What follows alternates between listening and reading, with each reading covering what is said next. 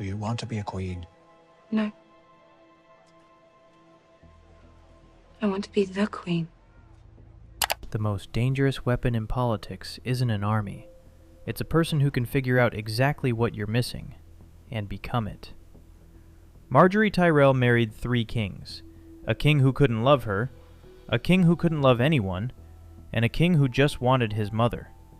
Every time, she became exactly what that king was missing. That's not charm. That's the most sophisticated psychological operation in Westeros. And the person she was really seducing was never a king at all. Everyone remembers that line, "I want to be the queen," as ambition. It isn't. Listen to it again. I want to be the queen. That's not a girl dreaming. That's a soldier stating her mission objective. Because House Tyrell is hiding a 300-year-old secret, and every move Margaery makes in this story exists to erase it. What that secret is, you'll find out when we meet the woman who built her. She was never climbing toward a crown. She was running from an asterisk next to her family's name. By the end of this video, you'll see the one move made in the filthiest slum in King's Landing that reveals her actual game. Most viewers scrolled right past it, and it's not what you think. It starts in a bedchamber, with a boy, a girl, and a loaded crossbow. Season 3, Episode 2. Margaery walks into Joffrey's chamber, and he's cradling a brand new crossbow. You like it? I just had it made, probably one of the finest weapons in the Seven Kingdoms. Most people remember this scene as flirting, a clever girl handling a difficult boy. That's not what this is. This is an autopsy performed on a living patient. And here's what everyone misses. Margaery walked into that room already holding the file. Because earlier that same episode, over cheese and courtesies in a garden, she and her grandmother extracted a full psychological profile from the one person who knew Joffrey best. He's a monster. Strip the costume off that garden scene, cheese, small talk, sympathy, and it's an intelligence debriefing. Sansa is the defecting agent. Margaery is the handler. The product? A complete map of Joffrey's pathology. He hurts people. He enjoys it. He cannot be reasoned with. Most women would take that report and build a defense. Margaery builds an approach vector. Now watch the crossbow scene with that in mind, because early on, the ground shakes. Joffrey starts pressing about Renly, about her marriage to a traitor. A military encampment is no place for a lady. And the bedside of a traitor? For a second, the whole operation wobbles. Look at what she does. She doesn't defend Renly.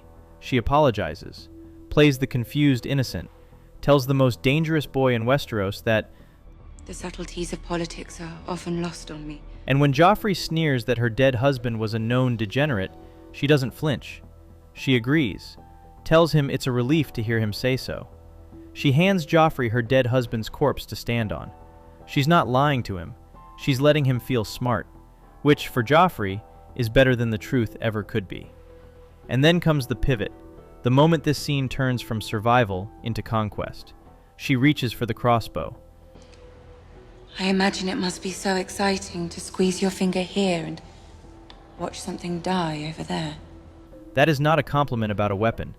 It's a description of how killing feels, from the inside. She's narrating Joffrey's own pleasure back to him before he's ever said a word about it. Sansa gave Joffrey fear, and he fed on it. Margaery gives him a mirror, and he falls in love with his own reflection. She didn't seduce Joffrey. She impersonated him. If that just flipped a scene you've watched a dozen times, that's the moment people on this channel hit like. Margaery never asked Joffrey for anything directly. She made him want to give it. I'll be less subtle. The button's right there. Smash it with a crossbow if you have to. Hi, I'm Nick. You're watching Cynic Cults, and we're just getting started. Because here's the thing about that performance in Joffrey's chamber. Nobody learns to do that. Nobody improvises that on instinct. Somebody built her. Go back to the war camp where we first met her, married to Renly Baratheon, a king who loved her brother. Everyone remembers that camp as summer nights playing at war, and Margaery is supposed to be part of the decoration.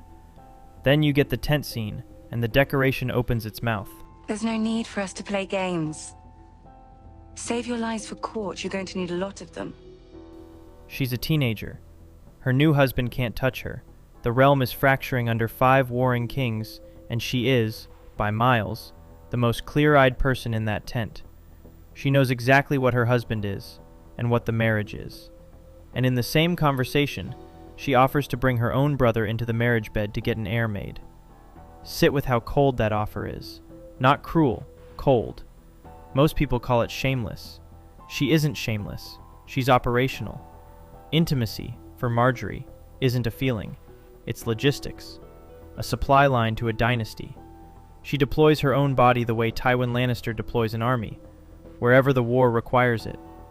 And a girl doesn't arrive at that on her own. Her grandmother told us who built the weapon, to our faces, in a garden. We were too busy laughing at her one-liners to hear the confession. You don't think I'd let you marry that beast, do you? That line is remembered as Olenna's mic drop, the reveal that she poisoned a king. And yes, for one heartbeat, Margaery is stunned. But watch what happens after the shock. She doesn't grieve, she doesn't run. She takes her grandmother's next instruction, get to Tommen before Cersei does, and that same night, she's inside the future king's bedchamber. Shock to redeployment in a single episode. A widow twice over, already executing the next mission. That's not a granddaughter receiving comfort. That's an asset receiving new orders. And now the asterisk, the secret I promised you in the first minute. The Golden Rose is a forgery. The Tyrells were never kings. They were stewards, bookkeepers, the help. When the real royal line burned at the Field of Fire, Aegon handed the castle to the servants, and for 300 years, every great house in the Reach has whispered it. Her own bannermen, the Florents, don't just resent the Tyrells. The Florents have a better claim to Highgarden than the family living in it. So Olenna did the math every insecure dynasty eventually does. If your legitimacy can be questioned, become too valuable to question. She couldn't give Margaery royal blood, so she gave her something better. She gave her training. Margaery isn't a person who learned politics. She's politics that learned to look like a person. So that's the weapon, built by Olenna, tested on Renly, perfected on Joffrey. And for 3 seasons, Cersei Lannister loses to it. Loses her son, loses her council, loses the room, one smile at a time. Until she finally does the one thing Margaery never planned for. She stops fighting like a queen and hands the war to fanatics. Season 5. Everyone remembers Cersei arming the Faith Militant as her dumbest mistake. Hand occult hammers? Watch them burn your house down. Idiot move, right? Look again. It was a surrender. 3 seasons of losing to Margaery inside the game. The court, the king, the crowd. And Cersei finally admits the truth. She cannot win on that board. So she flips it. She hands power to men who can't be charmed, can't be seduced, can't be bought. An army of fanatics with the legal right to arrest queens. And here's what everyone forgets. It works. Loras is dragged off first. Then Margaery, flawless, untouchable Margaery, makes the only unforced error of her entire war. At the Holy Inquest, she lies under sacred oath about her brother. Perjury before the gods. And for the first time in the entire story, someone has her in a cage. Cersei comes down to the cells to enjoy it, and watch how a caged Margaery fights. But innocence, decency, concern, you're not very good at those, I'm afraid. Perhaps that's why your son was so eager to cast you aside for me. Filthy, starving, facing trial, and she still finds the one sentence that will keep Cersei awake tonight. Your son chose me. Even from inside a cage, she's aiming. She doesn't have to fight for long. The trap Cersei built has a design flaw Margaery would never have allowed. It has no owner. You can't rent a holy army. You can only release one. And the same fanatics turn around, look at Cersei's own sins, and lock her in the cell next door. By the end of the season, the woman who built the cage is walking naked through the streets of her own capital. She built a prison for Margaery. She forgot to check whose name was on the door. And now watch what Margaery does with her half of the trap, because this is her masterpiece. She can't seduce the High Sparrow. He doesn't want beauty, doesn't want flattery, doesn't want gold. Every tool in her kit is useless, so she runs the Joffrey playbook. Find the want. And the High Sparrow's want is a soul, a proud queen broken low and reborn in the light of the Seven. So she gives him one. She confesses. She converts. She converts the king. And she walks out of that cell not as a scandal, but as the holiest queen the faith has ever crowned. Olenna, the woman who built her, looks at all of this and sees only catastrophe. What's happening? He's beaten us. That's what's happening. Even her own grandmother buys the performance. And that's when Margaery produces the single greatest physical detail of her entire arc. With a septa watching her every breath, she presses a scrap of paper into Olenna's hand and tells her, in her new holy voice, to go home to Highgarden. On the paper, no words, no plan, just a drawing of a rose. The piety is a costume. The game never stopped. She fooled a man who couldn't be seduced by becoming the one thing he couldn't resist, and the only person she trusted with the truth got it as a flower on a scrap of paper. That's not a convert. That's the best liar in the Seven Kingdoms, mid-performance. Book readers, by the way, get an even darker version of this war. Moon tea, coached confessions, a silenced Grand Maester. Different weapons, same two queens. There's a button under this video called Hype. YouTube gives you 3 a week. The algorithm favors the great houses of this platform. This channel is what the Tyrells were. Stewards at the gate, taking Highgarden one move at a time. If Cersei's blunder becoming a 2-queen trap just rearranged Season 5 for you, spend one of your 3 here. That's how stewards end up holding the castle. Now you're ready for the real question, the one this whole video has been circling. Margaery ran a flawless operation on 3 kings. So why do I keep saying the kings didn't matter? Here's the biggest misreading of Margaery Tyrell. That her game was winning kings. It can't be. Look at her track record. Renly dies, and by the war's very next battle, her family's banners are flying for the Lannisters. Joffrey dies at their own wedding feast. She pivots before the body is cold. Kings, to Margaery, are disposable. She goes through 3 of them like a locksmith going through keys. Which means the kings were never the prize. They were the door. The prize was on the other side. And the prize was you, the crowd, the realm itself. Season 3, Episode 1. The royal procession is moving through Flea Bottom, the same streets where, months earlier, a mob nearly tore the royal family apart, ripped a holy man limb from limb, cornered Sansa in an alley. Everyone in those carriages remembers. Everyone keeps their curtains shut. And Margaery stops her carriage, in those streets of all streets, and steps out. No guards clearing the street first, no announcement. She walks into an orphanage, sits with the children of the men who died in her city's wars, and tells them their fathers were heroes. Joffrey watches it, rattled, through the curtains of his litter. Cersei hears about it at dinner and sees only a naive girl playing with urchins. Look closer. The location is the message. Margaery chose riot territory. She walked into the one place in the world where hatred for the crown burns hottest, and converted it. Because she understands the thing Cersei never will. A queen who is feared is safe until the day the crowd stops being afraid. A queen who is loved is safe on exactly that day. She's not doing charity. She's building armor out of other people's hunger. And if that reading sounds cynical, it isn't mine. It's hers. Season 6. Dressed in a penitent's plainness, she describes her own charity like this. I visited their hovels and I fed them soup and I made sure I was seen doing it. The repentance wrapped around that sentence is one more costume. You know that now. But listen to what's inside it. I made sure I was seen doing it. The Saint of Flea Bottom, in her own words, describing a marketing campaign. And once you see that, every sweet Margaery moment reloads. Take Tommen. She slips past the Kingsguard into the future king's bedchamber at night, coos over his cat, and viewers file it under kindness. Our little secret. Watch what those visits install. She's teaching a boy on the verge of a crown that the most delicious thing in the world is keeping things from his mother. Every midnight visit drives the wedge deeper between Tommen and Cersei, wrapped in a cat named Sir Pounce, delivered with a smile. The love was never off. It was never on. It was aimed. So that's the full picture. A weapon built by her grandmother, deployed against 3 kings, shielded by an entire city's love. So far ahead of Cersei that it took a holy army and a lie under oath to cage her. And she still talked her way out. Which leaves one question. If Margaery was this good, if she genuinely was the best player at the table, why is she dead?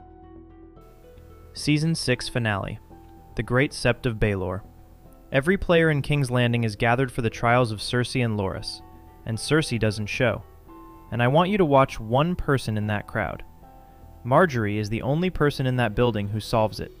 No secret information, no spies whispering in her ear. Just 2 absences, Cersei's and Tommen's, and a lifetime of reading people telling her an absence like that is a sentence. We cannot escape the justice of the gods. Forget about the bloody gods and listen to what I'm telling you. That's the real Margaery. Maybe the only unmasked second she gets in the entire series. No charm, no performance. Just raw, screaming intelligence trying to save a room full of people too certain to listen. She read the room perfectly. And the room burned anyway. Because here is the limit of Margaery's weapon. The reason her death matters more than almost any other in the series. Everything Margaery does, the mirroring, the mercy, the orphanages, the kittens, works on one condition, that her opponent wants something. Joffrey wanted worship. Tommen wanted a mother. The crowd wanted bread. The High Sparrow wanted a kingdom of the faithful. Give Margaery a person who wants, and she will find the want, become its answer, and own them. Then she met an opponent who had stopped wanting anything except the end of the game. Cersei couldn't outplay Margaery. 5 seasons proved it. So she did the only thing left. She stopped playing. She burned the board, the pieces, and the building the table stood in. You cannot seduce someone who no longer wants to be loved. That's the wall Margaery died against. But there's one more layer, and it's the one that stays with you after the wildfire fades. Margaery Tyrell is in 5 seasons of this show. She's luminous in all of them. And now ask yourself the question the show never lets you ask until she's gone. What did she actually want? Not for House Tyrell, not for the mission. Her. What made her laugh when no one useful was watching? Who was she when the performance had no audience? You don't know. Nobody knows. Because a girl who spent her whole life becoming what other people needed never got to be anyone at all. Renly got a diplomat. Joffrey got a mirror. Tommen got a mother. The realm got a saint. And somewhere underneath all of them was a person we never met, because she was never allowed to exist. That's the true cost of weaponized love. Not death. Erasure. And here's the thought that won't leave me alone. Play the tape forward. Imagine the wildfire never ignites. Tommen never steps off that ledge. Cersei never becomes the Mad Queen. She was born in that explosion. Olenna never needs vengeance. Highgarden never burns. And when Daenerys Targaryen lands on that beach with 3 dragons and one desperate need, to be loved by a country that doesn't know her, she finds, sitting in King's Landing, the one person in Westeros who manufactures love professionally. Think about the ending we actually got. A queen burned a city because she felt unloved. Now tell me that story goes the same way with Margaery Tyrell alive in it. I wonder. I genuinely wonder how far that story could have traveled. So here's what I want fought out in the comments. Margaery needed to be loved, and it made her untouchable, until it didn't. Cersei needed to be feared, and it destroyed everything she ever protected, but she was the one still breathing when the smoke cleared. Which queen had the right strategy? The one who died being loved, or the one who survived being feared? Defend your answer. I'll be in the comments, and I don't think this one has a clean winner. This is where most channels would beg you to subscribe. Margaery would be embarrassed for them. She never asked for loyalty in her life. She just became the thing you couldn't do without. So I'll only say this. If you walked in seeing a pretty schemer with good PR, and you're walking out seeing a manufactured weapon who seduced an entire city and lost only to an enemy willing to burn the world, you already think like we do here. We're building an empire of people who see characters, not costumes. And if you're still here, you're already one of us. You know what to do. Margaery spent her whole life learning to make kings love her, but the woman who built her never needed anyone's love. With 1 cup of wine at one wedding, Olenna committed the most flawless murder in the series and confessed it to the one man who could do nothing about it. That breakdown is right here. Once you understand the grandmother, you'll understand what the granddaughter was built to become. See you there. Until then, stay cult.